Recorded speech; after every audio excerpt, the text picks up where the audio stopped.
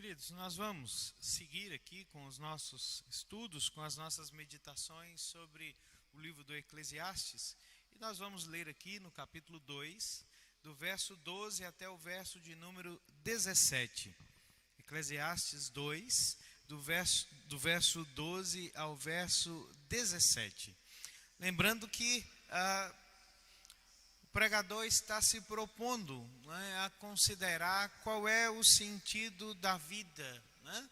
O que é que traz significado, o que é que traz sentido, o que traz valor à experiência humana debaixo do sol, né? Questões que todos nós, em algum momento da nossa vida, nos fazemos, né? Perguntas que nós trazemos conosco na nossa caminhada nessa vida. E o escritor do Eclesiastes não é diferente de nós, ele tem as suas questões, tem as suas considerações a respeito do sentido da vida.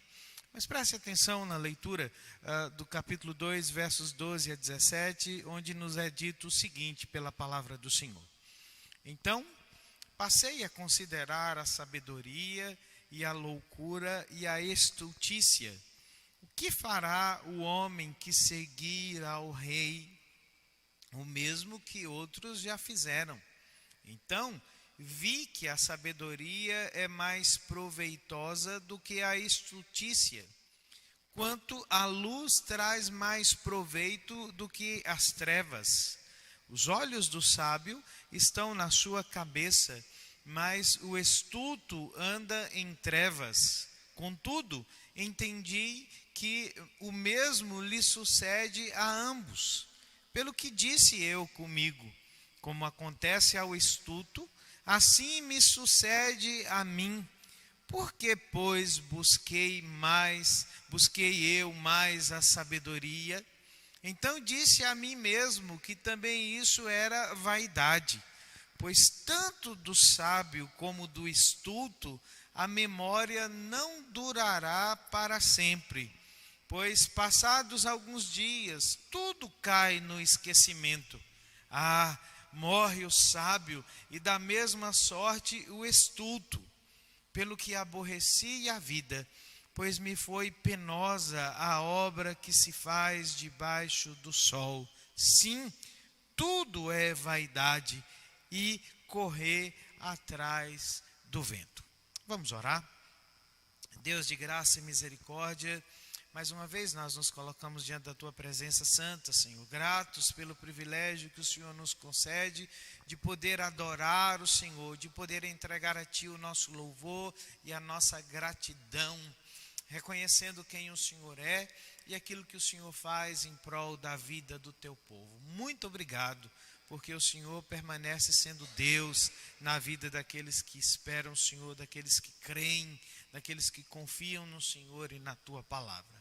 Agora, quando nós estamos, ó Deus, diante dessa palavra, pedimos que o Senhor abra os nossos olhos, que o Senhor nos dê sabedoria e entendimento para compreender a Tua palavra e que o Teu Espírito Santo, ó Deus, possa nos desafiar a encontrar, ó Deus, sentido na palavra do Senhor e aplicar esse sentido para a nossa vida. É o que nós oramos, agradecidos, no nome de Jesus. Amém.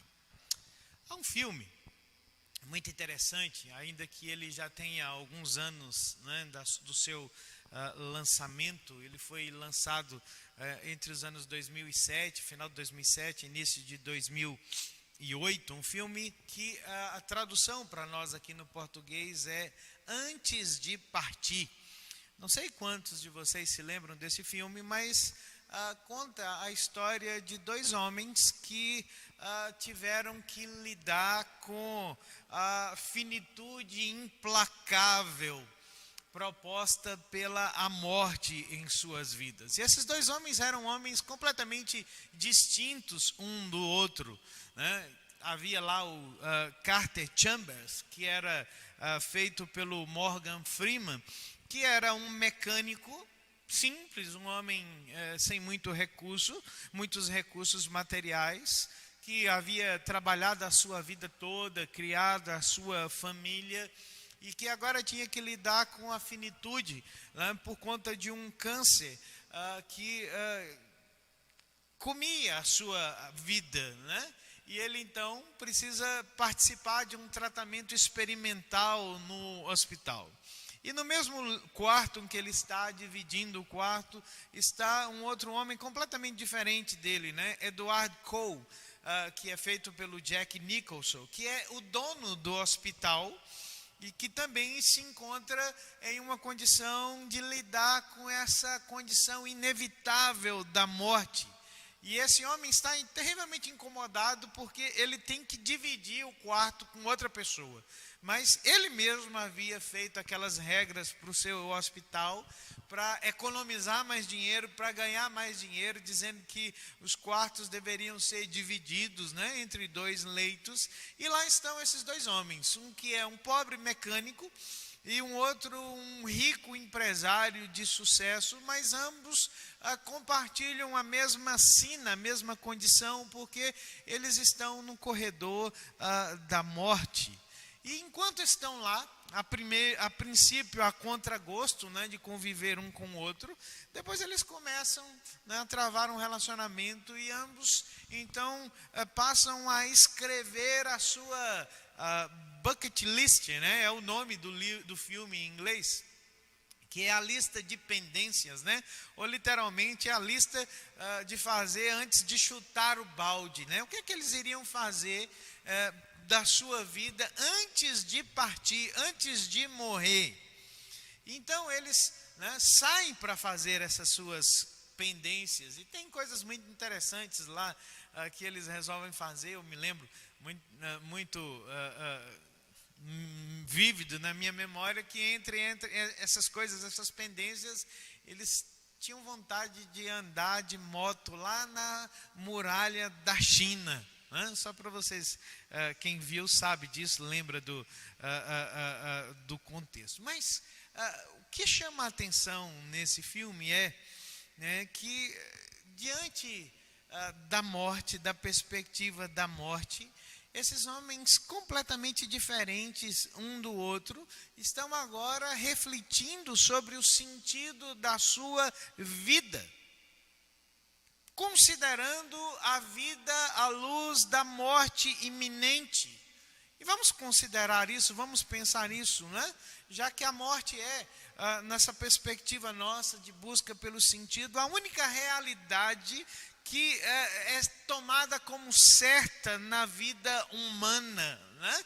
E não é possível empreender uma busca por sentido da vida, do significado da vida, sem incluir na equação o lugar da morte. O filme fala sobre isso, né? Sobre a morte em face dessa busca de sentido pela vida. E eu me lembro que o Dr. Viktor Frankl, né, um famoso psiquiatra austríaco, que tem um livro muito bom, O Homem em Busca de Sentido e Significado, diz que um dos melhores desafios que o homem tem é saber que ele não é eterno, que o seu tempo sobre a terra acaba. E isso, né, deve trazer para ele sabedoria ao lidar com isso, ao considerar o sentido da vida à luz dessa sua finitude de tempo.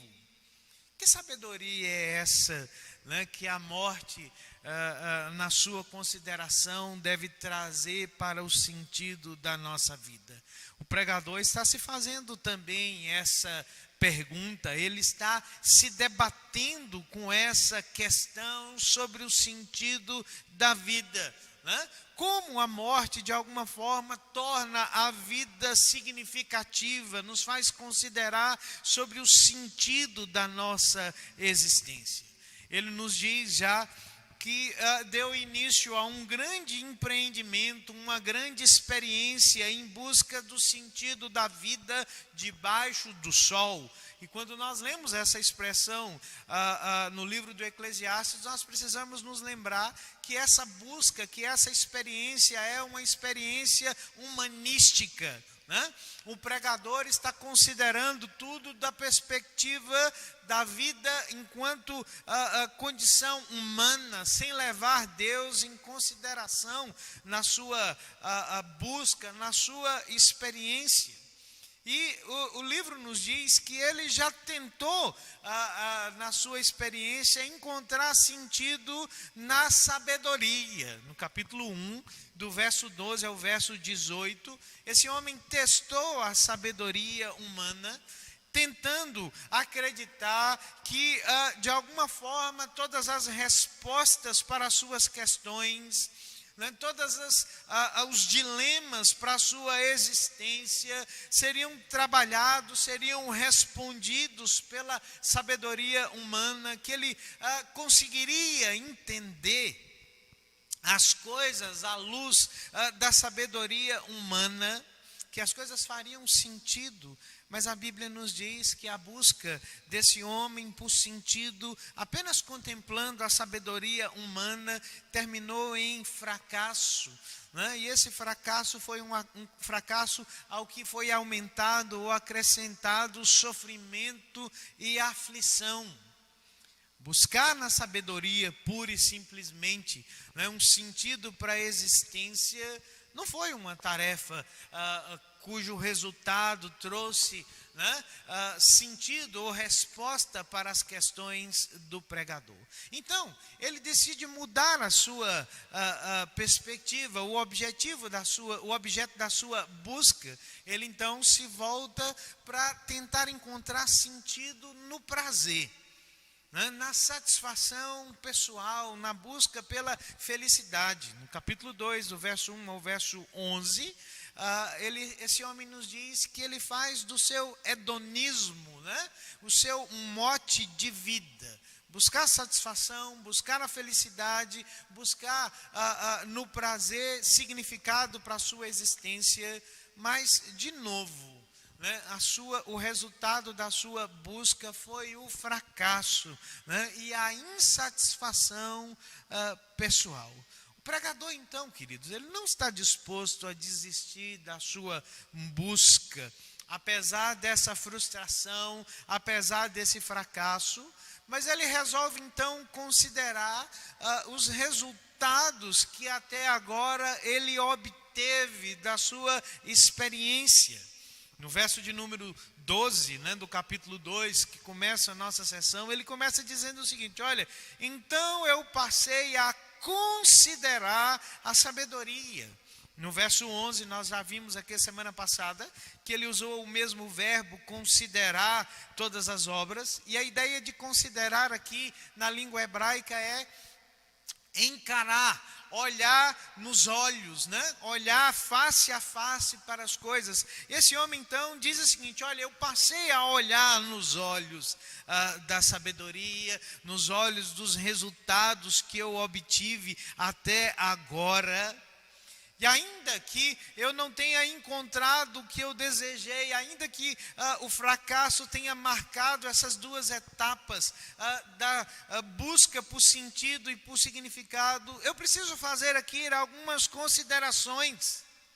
E ele então estabelece, irmãos, um contraste entre essas duas situações que ele presenciou até agora: o caminho da sabedoria e o caminho da tolice. Preste atenção que ele fala sobre a loucura e a estultícia, e essas não são duas coisas distintas, mas é como se na língua hebraica ele estivesse dizendo o seguinte: olha, eu considerei a sabedoria e a tola loucura, a tola estultícia. E ele então começa a fazer um contraste entre esses dois caminhos, fazendo uma revisão, né, da sua busca por sentido e por significado, sendo que, enquanto ele já falava sobre a busca do prazer, ele acrescentou um elemento à sua busca. No verso 3 do capítulo 2, ele diz que a vida nessa terra, debaixo do sol, é uma vida extremamente curta. E nós descobrimos, irmãos, que a essa questão da busca por sentido e por significado, não é fácil nós acrescentarmos esse elemento, né, chamado morte, chamado finitude existencial. Enquanto nós estamos lutando pela busca do sentido, pela busca do significado, né? Porque, diz o pregador, a morte é um elemento certo na nossa busca por sentido e por significado. E essa certeza da morte é um tema que o pregador vai continuar frequentemente explorando à medida que nós caminhamos pelo livro do Eclesiastes, né? Não é fácil entrar neste assunto, né, quando nós estamos lidando com a vida debaixo do sol, porque a morte é talvez o fato mais óbvio que marque a nossa existência humana. Mas ele diz assim, mas eu precisei considerar as coisas, eu precisei olhar, olho nos olhos, né, daquilo que até então eu experimentei, daquilo que eu considerei, que eu vi debaixo do sol. Uma frase, né, que é atribuída ao ensaísta, ao pensador francês Montaigne, né, quando ele diz que a filosofia ela não é outra coisa, ou ela não se presta a outra coisa a não ser preparar o homem para a morte. Ou seja, quando nós consideramos, né, a sabedoria, nós temos que, de forma sábia, considerar o lugar que a morte tem na nossa busca de sentido e significado com a vida. Essa semana morreu o príncipe Philip, né? Esposo da rainha Elizabeth da Inglaterra. E uma das coisas que mais chama a atenção quando nós lemos esse relato da morte do príncipe Philip, aos 99 anos de idade, é que, como parte da realeza, ele já tinha deixado todo o seu programa de morte, né? O seu funeral todo preparado. Isso é estranho para nós, né? Considerar que esse elemento da morte é um elemento certo na nossa vida e que deve fazer parte dos nossos planos, dos nossos empreendimentos de vida. Salomão está dizendo assim, olha, não é possível considerarmos o sentido da vida, não é possível explorarmos o significado da nossa existência debaixo do sol, sem considerarmos que a morte tem um papel a desempenhar nessa busca. Nós não podemos estar preparados para a vida sem considerarmos uma preparação para a morte. E o pregador então está considerando os resultados, analisando o seu caminho até então, contrastando a sabedoria e a tola estultice, a tola loucura, né, sobre a perspectiva da finitude da vida.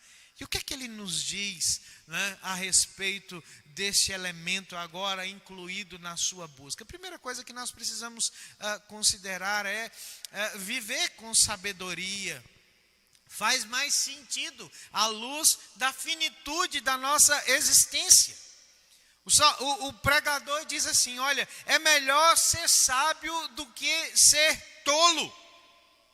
Ele já havia dito que ele não conseguiu encontrar na sabedoria um caminho razoável, uma satisfação duradoura, um sentido, né, que pudesse ultrapassar a fronteira debaixo do sol. Mas ele está dizendo simplesmente para nós que nós não podemos descartar a sabedoria como algo sem proveito. Porque ele diz assim, olha, a vida funciona melhor nesse mundo com entendimento, com sabedoria, do que sem ela. A vida funciona melhor para nós com entendimento, com a sabedoria. É preciso entender isso, né? É preciso compreender que a vida funciona melhor quando nós compreendemos, quando nós entendemos algumas coisas a respeito da nossa existência aqui na Terra. Eu comparo isso, irmãos, pensando quando nós compramos um carro, né? E via de regra nós não fazemos isso, mas nós deveríamos ler o manual do proprietário do carro, né? Porque é justamente tudo ali que tem no manual é o que nós precisamos saber a respeito do carro. E alguma coisa que escapar a essa nossa compreensão pode nos trazer prejuízo, e muito prejuízo. Essa semana, né, eu estava vendo uma dessas coisas, alguém me enviou, alguém perguntando isso sobre carro, né? Uma pessoa falou assim, gente, acendeu uma luz no quadro do carro, era a luz do óleo, né? Que parece uma lâmpada, né? E essa pessoa falou assim, quando essa luz acende, será que significa dizer que eu tenho 3 desejos, né, para serem realizados? Ela comparou lá a luz do óleo do motor à lâmpada mágica de Aladim. Então, que resposta é possível dar para alguém que faz essa leitura? Salomão está certo.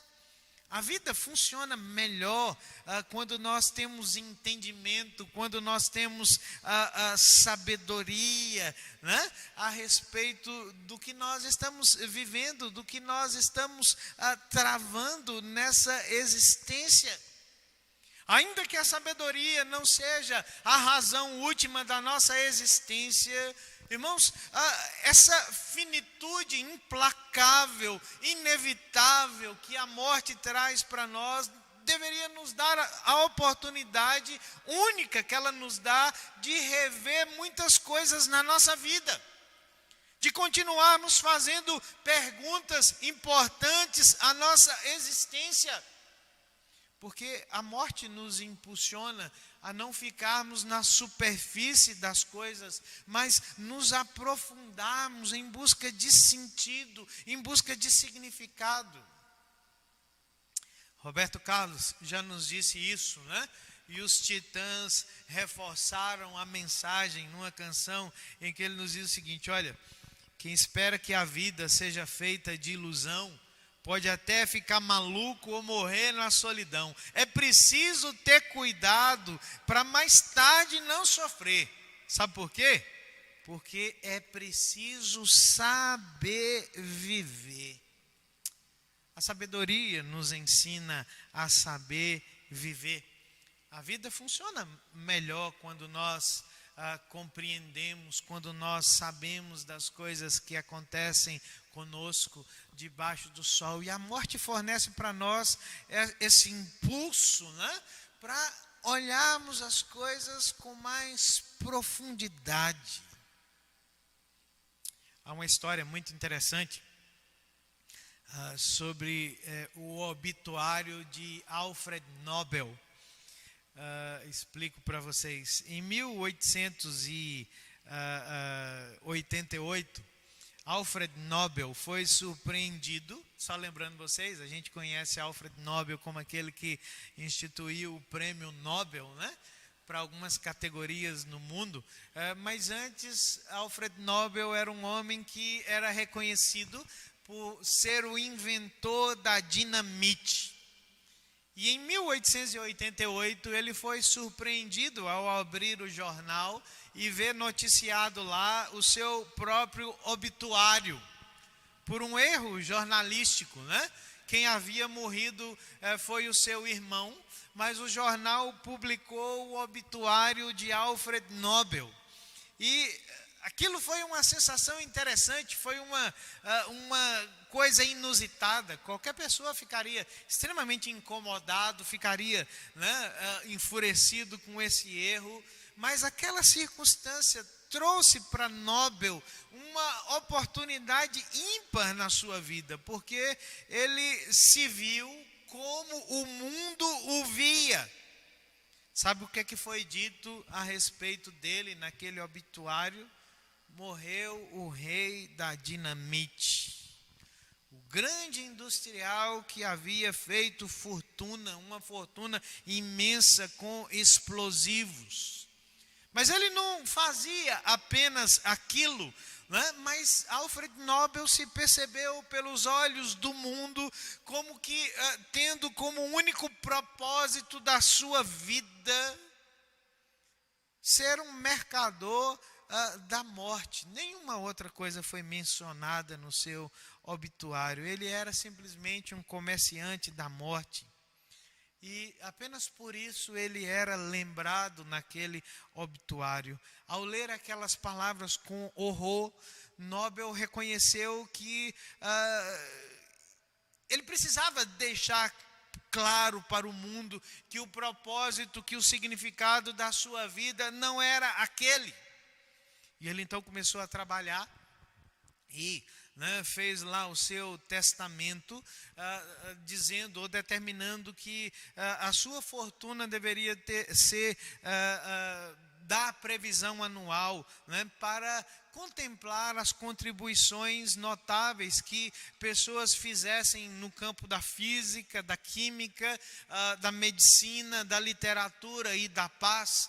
Posteriormente, uma outra categoria, uma sexta categoria foi acrescentada, que é a economia. Mas ele queria que a sua expressão de vida, que os seus ideais, que o seu propósito, ao ser lembrado, não fosse alguma coisa que tirasse a vida das pessoas, mas alguma coisa que pudesse acrescentar algo de valor à vida do mundo, Nós podemos dizer que aquela inevitável situação de morte, ainda que não com ele, provocou um senso de sabedoria no coração de Alfred Nobel. Aquilo fez com que ele encarasse a vida de uma forma melhor. Sabedoria é melhor do que a estultícia. Salomão está nos dizendo aqui, olha, é melhor você estar na luz do que estar nas trevas. E ele diz assim, os olhos do sábio estão na sua cabeça, mas o estulto anda em trevas. Ele diz assim, o sábio vê aonde está indo. E ele diz assim, olha, eu considerei, eu olhei, é melhor a gente ser sábio, é melhor ter uma vida sábia do que uma vida tola, já que a vida é frágil. Lembre-se disso, é melhor ser sábio do que ser tolo. Mas não foi só isso que a palavra do Senhor diz que o pregador observou também na sua consideração, da sua experiência até então. Ele também observou algo a respeito da morte, dizendo o seguinte, olha, a morte é o grande nivelador da vida humana debaixo do sol. Porque ele diz assim, eu vi os olhos do sábio, verso 14, que os olhos do sábio são na sua cabeça, que o astuto anda em trevas. Contudo, eu entendi que o mesmo sucede a ambos. Porque disse eu comigo, como acontece ao astuto, assim me sucede a mim. Por que, pois, busquei eu mais sabedoria? Então eu disse a mim mesmo que também isso era vaidade. Pois tanto o sábio como o astuto, a memória não durará para sempre. Passados alguns dias, tudo cai no esquecimento. Morre o sábio e da mesma forma o astuto. Salomão tem uma recaída, na sua busca por sentido, por significado. Ele até nos anima dizendo o seguinte, olha, a busca pela sabedoria é melhor do que viver de forma tola, já que a vida é frágil. Mas mesmo chegando àquela conclusão que viver com sabedoria é melhor, ainda há no seu coração uma agulhada intensa, há um ferrão que o incomoda. É a mortalidade. Porque ele diz assim, olha, lidar com a mortalidade é algo frustrante. Sabe por quê? Porque no final das contas, o justo ou o sábio e o tolo vão parar na mesma vala comum. mesmo vivendo com prudência, mesmo sabendo que você pode prolongar a sua vida por meio da sabedoria, que você pode proporcionar em alguma medida alegria ao seu coração, à sua existência, ainda assim, né? Você precisa encarar o fato de que nós somos mortais. Pense bem. Como esse quadro que nós enfrentamos, né, de pandemia, provoca essa sensação de forma notória para todos nós. Todos nós estamos debaixo de decretos, né, severos, de decretos pesados que limitam a nossa participação, o nosso envolvimento. Mas você já prestou atenção que como pessoas encaram os decretos quanto à prevenção do coronavírus? Existem aquelas pessoas que fazem tudo certo, né? Elas andam lá com seu álcool gel no bolso, elas andam de máscara, elas não conversam próximos uns dos outros, né? Elas mantêm todas as regras, elas fazem tudo o que é certo, mas ainda assim elas contraem o vírus e elas vão parar nos mesmos hospitais, nas mesmas UTIs, que aqueles que andam sem máscara, aqueles que preferem as aglomerações, aqueles que não usam álcool gel, aqueles que não fazem absolutamente nada para prevenir a enfermidade. Eles vão parar no mesmo leito, ou no leito ao lado de quem seguiu todas as regras. É ou não é uma sensação extremamente frustrante, né? Nós fazemos tudo que é certo, nós seguimos as regras, mas nós morremos como aqueles que não seguem regras nenhumas, aqueles que vivem loucamente, aqueles que não estão nem aí para nada. Salomão diz assim, olha, encarar a mortalidade é algo brutal.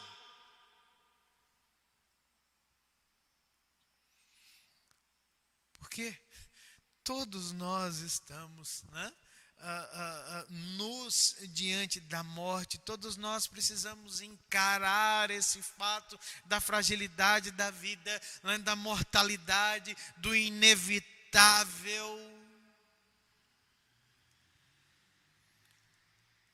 Como é duro, irmãos, lidar com isso. Salomão diz assim, olha, de que adiantou então eu buscar mais a sabedoria, se no final das contas ela é vaidade, se no final das contas eu vou parar no mesmo cemitério que o tolo que não anda contemplando nenhuma sabedoria. Lição dura de ser aprendida por nós, né? Plutarco, um historiador antigo, diz que Alexandre o Grande aprendeu essa dura lição por intermédio do seu amigo filósofo Diógenes. Diz que um dia Alexandre viu Diógenes ao longe, contemplando um monte que parecia um monte de entulhos, né? E ele se aproximou de Diógenes, o filósofo, e quando ele chegou mais próximo, ele percebeu que Diógenes estava encarando um monte de ossos, né? E Alexandre diz assim, Diógenes, o que você está fazendo aí? E Diógenes diz assim, Alexandre, eu estou aqui tentando encontrar os ossos de teu pai Filipe, o rei Filipe da Macedônia, mas eu não consigo separá-los dos ossos dos escravos. Que dura lição, né? Não importa se rei ou se escravo, não importa se sábio ou tolo, não importa se ricos ou pobres, todos nós temos que lidar com a mortalidade, temos que enfrentar a morte. E essa é uma condição extremamente frustrante. O texto diz no verso de número 17 que quando Salomão contemplou isso da perspectiva debaixo do sol, que ainda que a sabedoria fosse um caminho melhor, ela por si só não provê sentido último à existência, ele diz assim: eu aborreci a vida. Em outras palavras, ele está dizendo assim: eu odiei a vida. Ele não está dizendo que odiou a sua vida particular, mas ele diz assim: eu passei a odiar a existência humana por causa da morte. O grande filósofo, idealizador da Revolução Francesa, Voltaire, confessou um dia a alguém dizendo o seguinte: olha, eu odeio a vida, mas eu tenho medo da morte. O pregador está considerando aqui, irmãos, diante da finitude humana, diante da inevitabilidade da morte debaixo do sol, ele diz assim: olha, essa é uma condição extremamente frustrante, extremamente angustiante. Debaixo do sol a vida não tem sentido. E a morte prova isso. Vamos pensar nisso. Como essa é uma sensação frustrante. Nós estamos falando, né, de pandemia já há tanto tempo que parece que não existem mais outros males, não existem mais outras questões que envolvem a vida da humanidade sobre a terra. Mas é interessante que existe uma chamada epidemia silenciosa no mundo. Não sei se você sabe, mas entre 800 mil, né, ou alguns dizem que até 1 milhão de pessoas morrem anualmente por causa de suicídio, pessoas que tiram a própria vida. E a maioria dessas pessoas, a maioria dessas vítimas, né, dessa epidemia silenciosa, são de pessoas entre 19 e 25 anos. E na maioria das vezes por falta de sentido, de significado na vida. Salomão diz assim: eu aborreci a vida, eu odiei a vida. Debaixo do sol, queridos. Essa é uma condição extremamente frustrante, extremamente incômoda, né? A angústia que a mortalidade traz à nossa equação. Nós não conseguimos escapar disso. E Salomão diz assim: olha, eu odiei a vida, porque tanto o sábio como o estulto morrem, e eles não morrem apenas um corpo, a sua memória não dura para sempre. Salomão está dizendo aqui para nós que a morte, a inevitabilidade da morte é algo muito mais intenso do que nós compreendemos, porque é como se nós não nos dessemos conta do alcance da morte. Porque às vezes as pessoas, quando lidam com a morte debaixo do sol, dizem o seguinte: olha, talvez eu consiga sobreviver de alguma forma, talvez eu consiga driblar a morte, talvez eu consiga deixar um legado, deixar um nome. Salomão diz assim: olha, não se engane, porque a morte vem e ela não é só um aspecto físico, ela é alguma coisa que vai além disso. Porque alguém já disse, nós morremos 2 vezes. Nós morremos primeiro quando o nosso corpo morre, mas nós depois morremos quando o nosso nome é dito pela última vez, em algum lugar, em algum momento. Alguém vai dizer o nosso nome pela última vez e depois nós não seremos lembrados em hipótese alguma. Pense na árvore genealógica, né? É um exercício muito interessante, né? Eu tenho lá me debruçado já há algum tempo no exercício de construir uma árvore genealógica sobre a minha própria história. E esse é um terreno difícil, queridos, porque, pense bem, nós não lembramos os nomes dos nossos familiares. Para que você existisse, Foram necessários 2 pais, 4 avós, 8 bisavós, 16 trisavós, 32 tetraavós, 64 pentaavós, 128 hexaavós, 256 heptaavós, 512 octavós, 1024 eneavós e, pasmem vocês, 2048 decaavós. Quantos nomes de pessoas da sua própria casa, da sua própria família, que estão relacionados à sua existência, você conhece? Né? Eu tenho me debruçado, debatido com esse exercício pessoal, mas eu enfrento o que todos nós enfrentamos, a lacuna dentro da nossa própria casa e família, né? A Sara ficou toda feliz porque eu contei a ela que a avó da minha avó era índia. E a Sara achou aquilo muito interessante. Ela disse assim: pai, então ela era uma espécie de Pocahontas, né? Eu falei assim: mais ou menos isso, né? Mais ou menos isso. Mas eu não sei o nome dela. E duvido que entre os meus familiares alguém possa me dizer o nome dessa ancestral nossa, né? Nós enfrentamos isso de forma verdadeira na nossa existência. Algum dia nós seremos esquecidos, e com o nosso nome será esquecida a nossa história, as nossas lutas, as nossas buscas.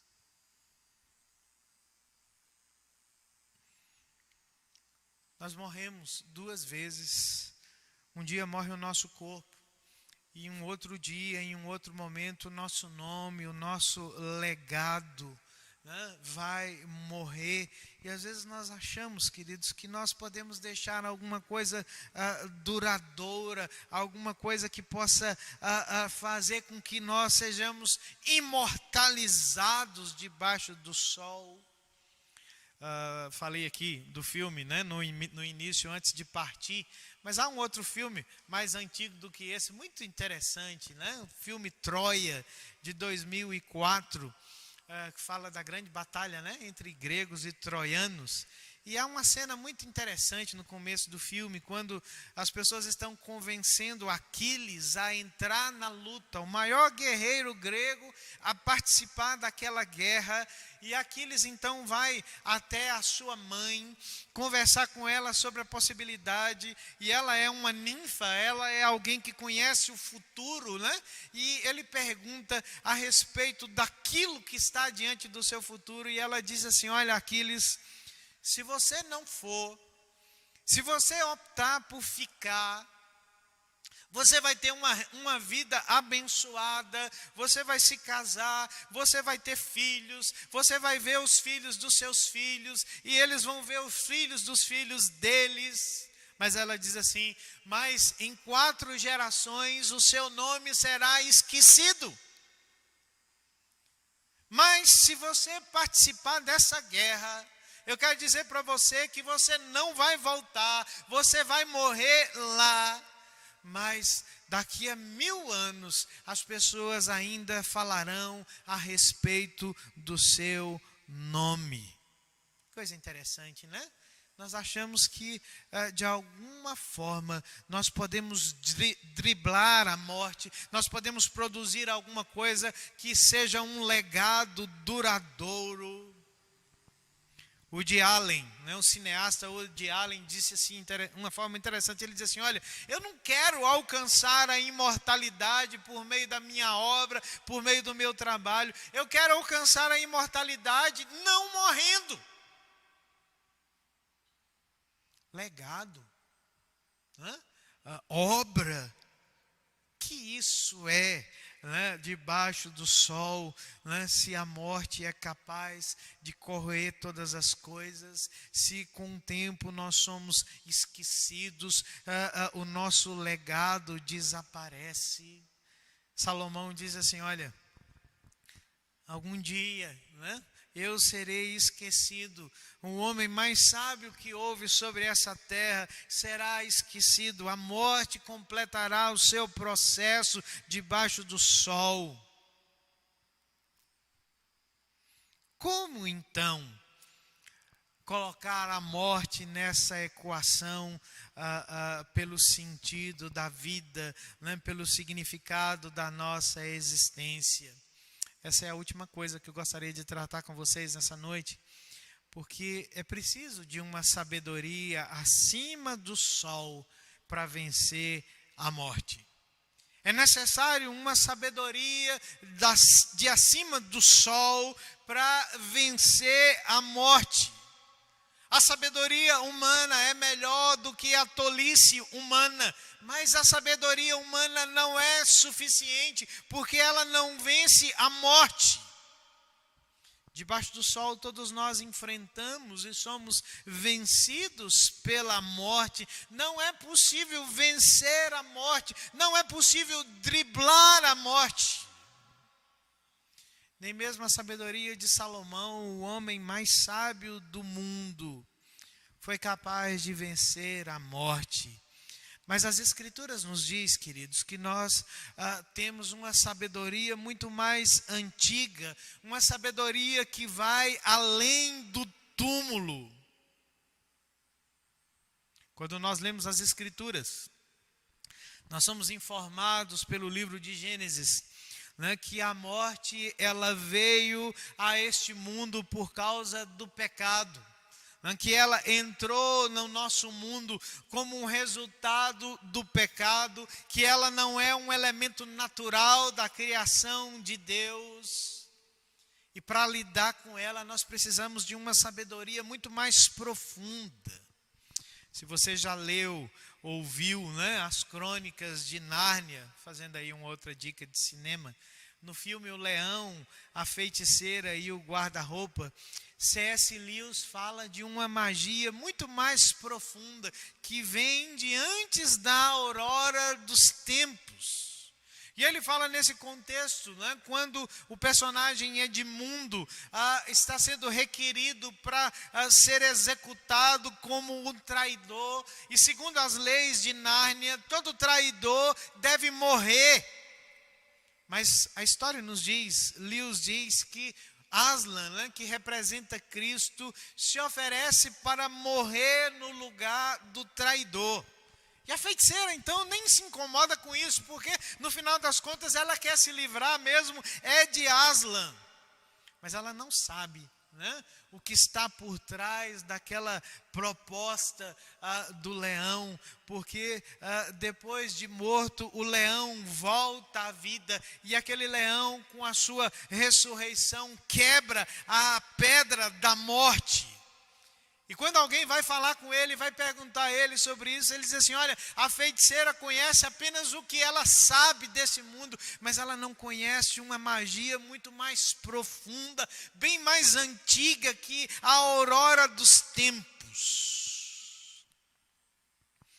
Nós precisamos da sabedoria daquele que vive antes da morte entrar na equação humana. Nós precisamos da sabedoria daquele que venceu a morte. O apóstolo Paulo disse na primeira carta de Coríntios, capítulo 15, no verso de número 56, morte, ó morte, onde está, ó morte, a tua vitória? Jesus ressuscitou. Jesus é a sabedoria de Deus. Jesus é aquele que derrotou a morte, aquele que venceu a morte, e é por isso mesmo aquele que é o único que pode trazer sentido à nossa equação de vida, a considerar a sua morte e a nossa própria morte, né, no sentido da vida além deste mundo. Debaixo do sol, queridos, a morte é inevitável, porque todos nós somos traidores, somos pecadores e devemos morrer. Mas a Bíblia diz, e o Eclesiastes está na Bíblia para chamar a nossa atenção para uma outra perspectiva muito mais sábia.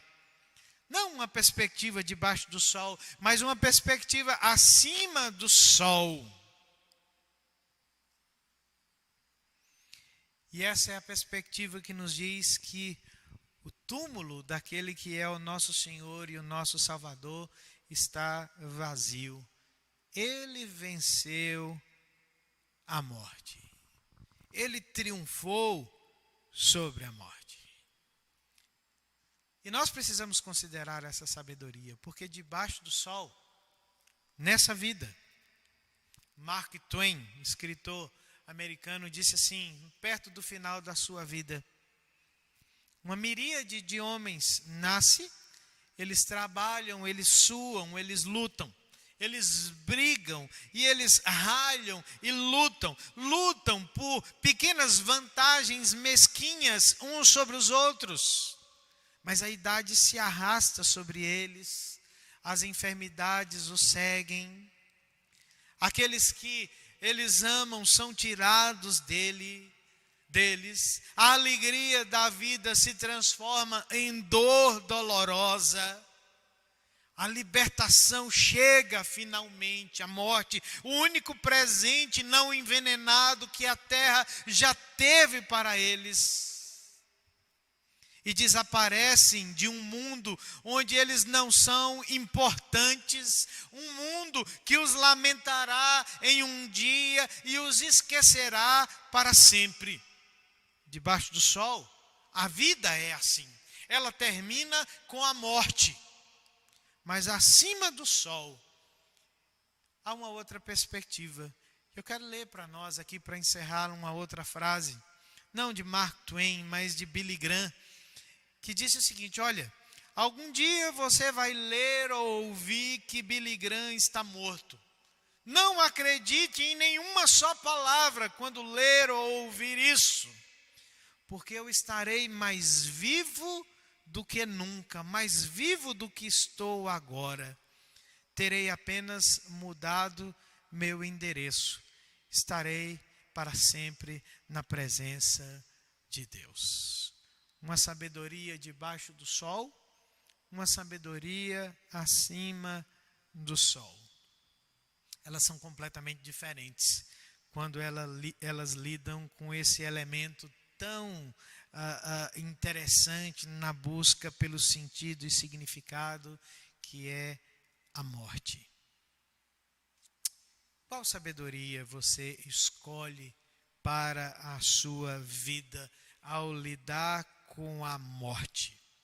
Eu gostaria que você pensasse nisso enquanto nós ouvimos, né, a nossa última canção